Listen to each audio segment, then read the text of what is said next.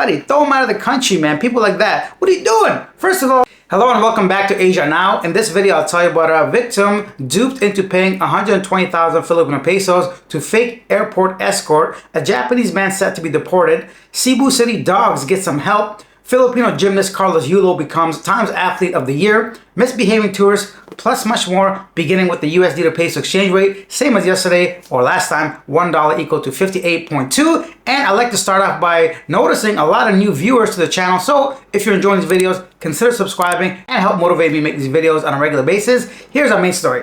Bureau of Immigration officers at Ninoy Aquino International Airport Terminal 3 stopped a 27-year-old woman known as Amy who fell victim to a scam. She paid 120,000 pesos for fake airport escort service to work abroad illegally. Chief Mary Jane Heisen of the BI Immigration Protection Board said Amy was caught on January 2nd while trying to leave for Bangkok disguised as a tourist. Amy was stopped when immigration officers noticed something suspicious. She admitted she didn't have her passport or boarding pass because she gave them to a man she met at a nearby restaurant. Instead, she showed a photo of her passport and boarding pass, which had a fake immigration stamp. Amy says she found a Facebook post offering immigration escort services and sent multiple online payments totaling 120,000 pesos. The man she trusted instructed her to wait for help at the airport. When it was almost time to board, he told her to head to the gate. That's when BI officers intervened and discovered the scam. The man had blocked her on social media. The commissioner suspected that Amy may have been targeted by a mail-order bride syndicate. Quote, her plan to meet a stranger in Bangkok is very concerning, said Viado. This case shows how dangerous illegal schemes can be, especially for those looking for better opportunities. We urge everyone to follow legal immigration procedures and stay safe. I wish they gave us some more details about this illegal bride syndicate thing. That might just be an excuse or a reason to continue offloading Filipinos, but I'm just randomly assuming here. Maybe there are actual syndicates like that, but I feel like sometimes they have to be a bit more transparent because Amy, she's the one contacting this person. She's the one sending money. She's the one knowing illegally going abroad. Although, of course, the syndicate and the scammer is the primary suspect. Of course, I agree with that. But I think a lot of times people getting into schemes or scams, put it that way, should take a little bit of responsibility. By now, there are a ton of information out there ensuring never to get scammed like this. I feel for her for sure. People want to get a better life, better job and all that, but we have to stop this stuff. If anything, she should have reported this whole syndicate or person and try to get to Bangkok or any other country through legal means and try to have like a legitimate, proper way of doing her job abroad. Staying with the BI reported the arrest of a Japanese fugitive wanted by authorities in Tokyo for allegedly swindling a compatriot almost 3 million yen by means of voice phishing. In a statement, Immigration Commissioner Joe Anthony Viado identified the Japanese as 39-year-old Yukoto Tetsuya. The commissioner said that he issued a mission order for Tetsuya's at the request of Japanese government, which informed the BI about the fugitive's presence in the country. Quote, he will be deported after our board of commissioners has issued the order of a summary deportation. He will be placed on our immigration blacklist and perpetually banned from re-entering the Philippines for being an undesirable alien. Okay, so a fugitive caught for phishing. A lot of times these scammers, they make phone calls to especially older people, pretending to be their like nephews, grandsons, or just officials, authorities, and claiming that the individual made some kind of mistake and they have to pay for it in order not to be arrested or something along the lines of that. And the person being not want to get in trouble, they send the money. Yeah, that too. Don't do that. Unless you know the person, unless you could identify a grandson or granddaughter in person, I would never send money online to anyone. Even with myself, when I travel, when I rent places, somebody doesn't want to rent me the unit because they don't know if I'm going to come for sure. So naturally, and of course, the owner doesn't want to go ahead and block those dates in case they're sure they want me to be there. So they ask for like a deposit. And even then, I never do it. So I have my ways around that. It's too maybe not that complicated, but for example, Airbnb, I rent for one night and then I go ahead and pay the person the rest in cash or something to save myself the fees, and they're ensured that I'm going to be coming there because they have my information for that date. And we also have assurance through Airbnb in case something happens because all my information is on file and so is theirs, right? So that's just one example. Even for rental units, apartments, condos, I never send any money deposit. The only time I will probably do that is in person to the if I'm staying somewhere, right? So, but anything you do, don't ever send money. Even like women, right? So somebody you meet online, they're very attractive, they're looking for some help with whatever. I would never send money to anybody I've never met, regardless of the reason. Even if I could see that visually, I don't trust nobody, bro. Next up, Carlos Yulo became Manila Times Athlete of the Year for 2024 after making history as the first Filipino to win 2 Olympic gold medals in a single year. Yulo dominated the floor exercise and vault events at the Paris Olympics despite facing challenges after the Tokyo Olympics. He staged a remarkable comeback, adding to his accolades in other international competitions. That's wonderful. I'm glad he got that recognition and all that money that went with it. And then the Cebu City Department of Veterinary Medicine and Fisheries conducted monitoring and provided anti-rabies vaccination for dogs and cats in Barangay Mabolo on Monday, January 6th. Pet owners were encouraged to register the pets with the Cebu City government for an annual fee of 200 pesos or a lifetime fee of 600 pesos. Lifetime registration includes free anti-rabies vaccinations, deworming, and microchipping. Unregistered pets may incur a 2,000 fine so like a penalty, a 500 penalty for confining pets inside vehicles, 500 for failing to clean up the pet's waste in public areas, 5,000 for neglecting medical expenses for dog bite victims or failing to monitor a biting dog. The campaign aims to promote responsible pet ownership and ensure public safety. Absolutely wonderful news. I'm so happy to see this. A lot of times when there are situations and concerns, maybe the owners, the people taking care of dogs are not well informed. They don't know or what is right and wrong or whatever the reason may be. Maybe they haven't got around to taking the dog to the vet. It's not really like the West, right? So in the Philippines, I'm glad that they are having these drives and these campaigns to go ahead and try to educate some pet owners and go ahead and let them know about the fines. And I think the whole lifetime thing is pretty cool because they get like deworming, vaccination against rabies, and chipping as well in case your dog decides to run off during the fireworks or something. I love dogs. More government offices taking action. The Manila City government is taking action against its former garbage collector, Lino Waste Management Corporation, for failing to collect waste during the holiday season. Mayor Honey Lacuna criticized the company for abandoning its duties amidst a significant 400% increase in trash due to Christmas and New Year Eve celebrations. To address the issue, the city has hired 2 new firms, Metro Waste and Phil Ecosystems Corporations, which are working non-stop to clean up the streets. Mayor Lacuna assured residents that those responsible for the lapse would face accountability and encouraged the public to report uncollected garbage to local authorities. She reaffirmed the city's commitment to maintaining efficient waste management across all districts. Once again, great news to see politicians, local mayors, and government bodies doing what they can to go ahead and ensure none of this nonsense continues. Yeah, what are you doing, bro? Do your job. Collect the trash. You know, it's already like bad enough with the pollution and people trying to dispose of things properly. You think like a company would be at least responsible enough. I'm happy that they said they're going to go after them for accountability, so let's see what happens with that. But good to see officials doing something about the matter. Next up, in a little bit more happier news, at least to my eyes anyways, the Baguio Flower Festival Foundation and the Baguio City government launched 2025 Panagbenga, also known as the Flower Festival, on Monday. The annual event formally opens every February 1st with street dancers and drum lyre bands competing for a slot in the 2 grand parades, the street dancing parade and the float parade.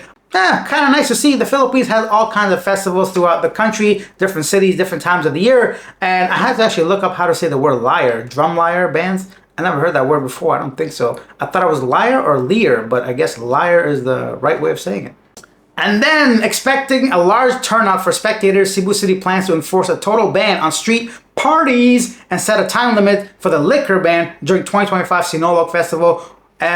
So there's a curfew, no drinking past 10, get all your partying done before that time. Speaking of drinking, the next piece of news, or at least study or suggestion, might be interesting for a lot of us. Well, not me, but the people that do drink. The U.S. Surgeon General Vivek Murthy has called for cancer warning labels on alcoholic beverages, citing evidence linking alcohol consumption to 7 types of cancer, including breast, colon, and liver cancer. He also recommended reassessing alcohol consumption guidelines, which currently allow up to 2 drinks per day for men and 1 for women. I wonder how the they, them, though they feel about that term, men and women. Anyhow, the proposal follows a report stating alcohol is the 3rd leading preventable cause of cancer in the U.S. Shares of the major alcohol companies fell after the announcement, though it is unclear if or when these recommendations will be implemented. Any change to labeling would require congressional approval. Alcohol already carries warnings in the US, but these have not been updated since 1998. My bad, 1988. Public health organizations like the WHO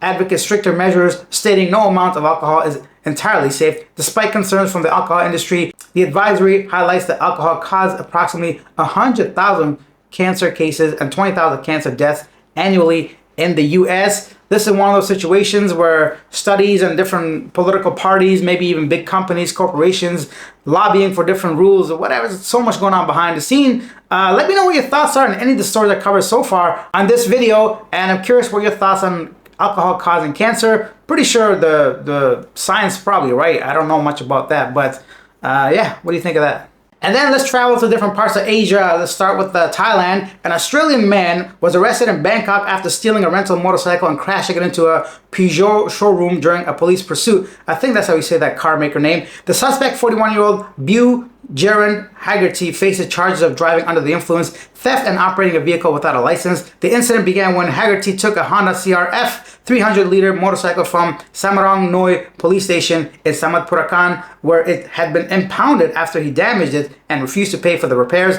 Police spotted him speeding near Sukhumvit 62 and initiated a chase.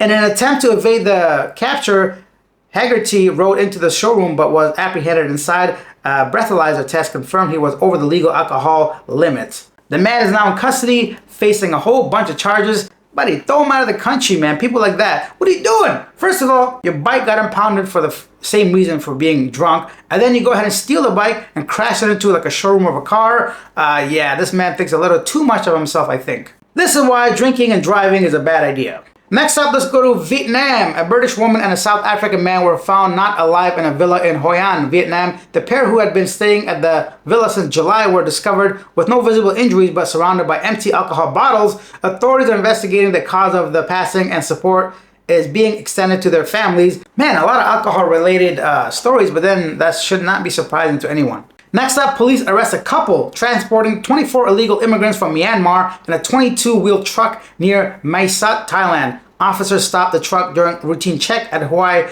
Ya Yu checkpoint on January 4th and found the immigrants hiding in the trailer. The suspects, 23-year-old Supriya and 21-year-old Waraporn, confessed to picking up the group near the Thai-Myanmar Friendship Bridge after being instructed by a contact named Kai or Ki. They admitted this was their second time smuggling immigrants, earning 3,000 baht, around 67 pounds per person.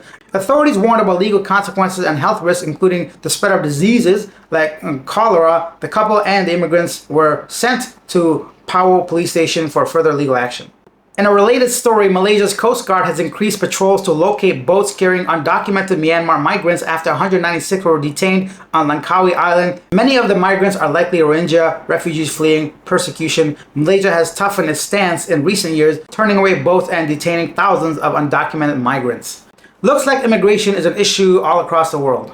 And lastly, a Spanish tourist was not alive after bathing an elephant. A tragic incident in Thailand has sparked debate over ethical elephant tourism. Blanca Garcia, a 22-year-old Spanish tourist, was gored by an elephant at Koh Yao Elephant Care Center while bathing the animal. Experts suggest the elephant's stress caused the unnatural interaction with tourists may have contributed to the attack. Garcia, a law student studying abroad, visited the sanctuary with her boyfriend. Thailand's tourism industry often relies on domesticated elephants, which face isolation and harsh training. Some people came out with reports and witnesses said that the elephant did not do anything unnatural, so disregard that word gored or whatever. But the point is, 12 years ago when I went to Thailand, I partook, what's the past tense, in this activity. I watched some elephants and I watched them paint some pictures, and I also petted some tigers. But then I soon realized I did not want to have any part of that kind of tourism. I had no knowledge previously to that. I had no idea, the thought didn't cross my mind, how these animals are treated, how they're kept, how they're trained, and how they are drugged basically to go ahead and be that docile and calm while you pet them and ride them, and they get horrible treatment. So I'm all against that. I don't even take like horse rides anymore, like with a carriage in the back. I don't partake in just any aquarium, anything like that, anything with animals, or feeding goats. I don't know, maybe I'm just too sensitive when it comes to that. I don't know why, but I just feel like I don't want to contribute to an animal being, like that. Because these elephants, no matter how safe or sanctuary words they want to use, they don't get treated that well. So that's just my 2 cents when it comes to Thailand or any country trying to use animals to make some money. And now time for a segment Yesterday Today, where I read some of the most popular comments regarding our last video. B from Texas to Philippines says, good for Cebu. Clean city will help with travel and investments too. Soulbreaker, the last man alive, whoa, what a name, says, I never was searched by security when I came to the Philippines. I just walked right by, no one stopped me. Funny. Blake Browning says, I couldn't imagine driving in the big cities. Just driving in some of the small cities is crazy enough sometimes. The best way I describe it is like playing Mario Kart in real life. LOL, that's pretty funny. And Jonas says, driving in Manila isn't for the faint of heart. Whenever I go back to the Philippines, I always drive a rental. Just remember, you have the right of way, the bigger vehicle you drive. LOL. Plan your routes ahead of time, get an international license, and have some cash just in case you get stopped. Good luck.